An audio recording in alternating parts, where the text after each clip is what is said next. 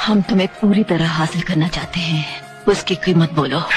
माथा झुकाकर अपनी सूनी मांग को मेरी चुटकी भर सिंदूर से भरना होगा।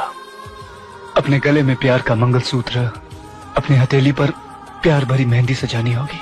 शादी दे सकोगी ये कीमत? अगर हाँ तो मैं बिकने के लिए तैयार हूँ। क्या बात है, आज तुम साथ हो लेकिन साथ लग नहीं रहे। ये फासला मैंने जानबूझ के तुम्हारे और मेरे बीच में रखा है। ये फासला क्यों? ताकि तुम्हें मेरे बिना जीना आ जाए। अब तो तुम्हारे बिना कुछ आएगा तो वो है सिर्फ मरना। कोई किसी के बिना नहीं मरता, ये सब कहने की बातें हैं। मैं अपनी दुनिया बसाने चला हूँ, तुम अपनी दुनिया बसा लो। गहरे से गहरा जख्म भी इतना दर्द नहीं देता जितना आज तुमने मुझे दिया है।